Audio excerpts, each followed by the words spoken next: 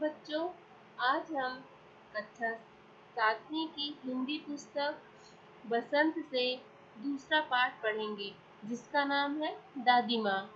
इस पाठ के लेखक हैं शिव प्रसाद सिंह। बच्चों, इस पाठ में लेखक ने अपनी दादी माँ के बारे में बताया है।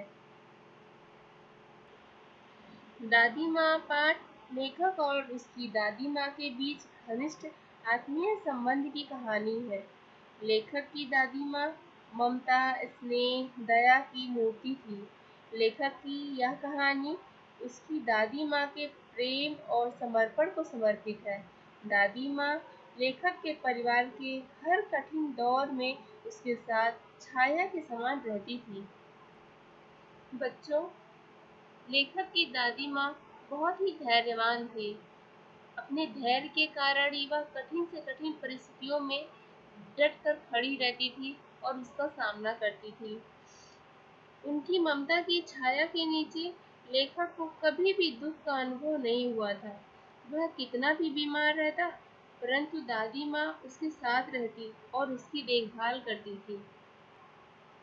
दादी माँ का प्रेम भरा स्पर्श लेखक को बहुत आराम देता था।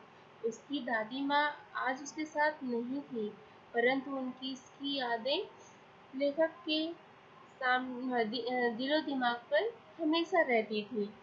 दादी माँ की मृत्यु के बाद भी वह दादी माँ को कभी भी नहीं भुला पाया था। शिव प्रसाद जी ने इस कहानी के माध्यम से बड़ों के महत्व को उजागर किया है। बच्चों, लेखक को अक्सर अपने गांव और घर की याद आती रहती है। विशेषकर दादी माँ से उसका बहुत ही गहरा लगाव है। आज अचानक अपनी दादी माँ की मृत्यु की खबर सुनकर वह स्तब्ध हो गया है और उसके आंखों के सामने बचपन से लेकर अब तक दादी के साथ बिताए हुए हर पल याद आ रहे हैं। लेखक पहले की बातों को याद करते हुए कहता है कि जब क्वार के दिनों में चारों ओर पानी भरा रहता था और दूर से बहकर आई घासों के सड़ने से एक अजीब सी महक हवा में फैली रहती थी। नमी मौसम में झाग वाले पानी से भरे तालाब में कूदकर नहाना बच्चों को बहुत अच्छा लगता था। इसी पानी में एक दो बार नहा लेने पर लेखक बीमार भी पड़ गया था। लेखक के बीमार हो जाने पर दादी दिन रात उसकी चारपाई के पास बैठी रहती और हाथ पैर छूकर ज्वर का अनुमान करती। कभी पंखा चलती तो कभी लेप लगाती और बीमारी दूर करने के लिए विशेष प्रकार का भोजन बनवाती। उन्हें गांव की 50 किस्म की दवाओं के नाम याद थे। गांव में कहीं कोई बीमार होता तो वह उसके पास तुरंत पहुंच जाती और अपनी यही दवाई शुरू कर देती। बीमारी में साफ सफाई का दादी माँ बहुत ही ध्यान रखती थी। अगर तकिए का गिलाफ न बदला जाए तो वह पागल सी हो जाती थी। कुछ समय बाद लेखक के बड़े भाई की शादी तय हुई तो दादी माँ का उत्साह देखते ही बनता था। वह कोई काम नहीं करती थी, लेकिन किसी काम में भी यदि उनकी अनुपस्थिति में थोड़ा भी विलम्ब हो जाता था तो लोगों को बहुत ही दुख हो वह लोगों को बहुत ही परेशान करता था।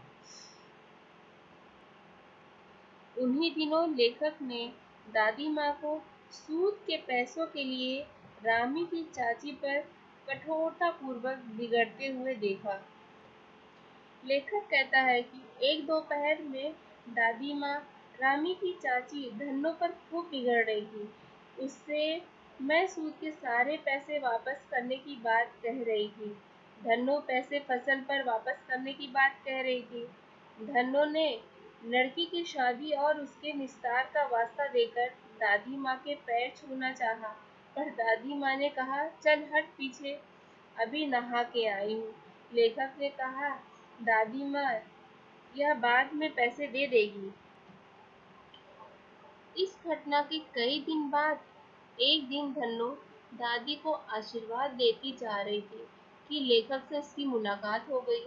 लेखक ने कहा कि उस दिन तो दादी ने तुम्हें बहुत डांटा, फिर उन्हें आशीर्वाद क्यों दे रही हो?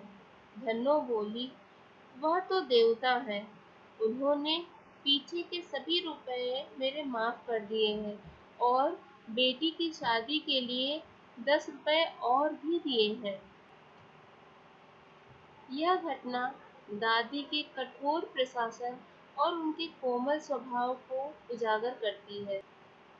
विशेषकर लेखक उनका लाडला था और उसे लगता था कि किसी प्रकार का अपराध हो जाने पर दादी माँ की छाया में खड़े हो जाने से अभयदान मिल जाएगा।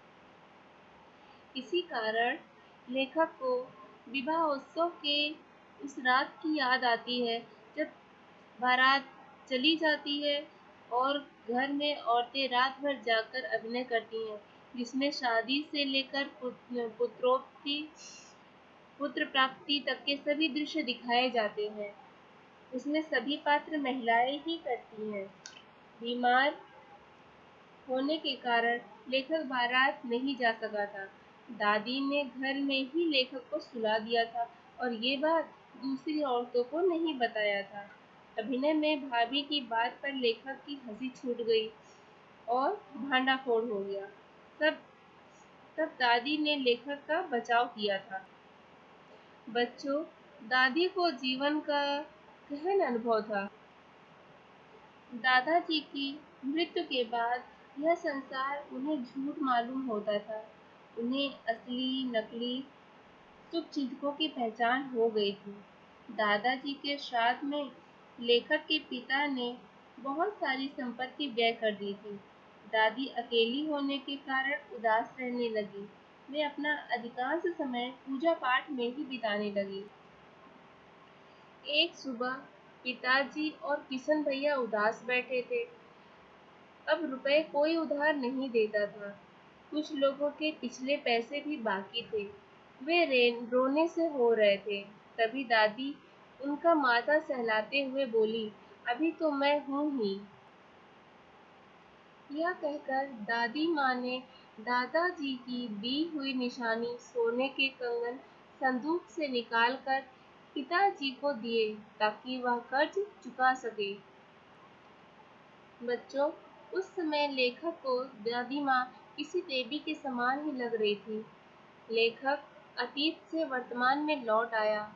बड़े भाई का लिखा पत्र अब तक उसके हाथों में कांप रहा था और वह यकीन ही नहीं कर पा रहा था कि दादी माँ अब सचमुच नहीं रही।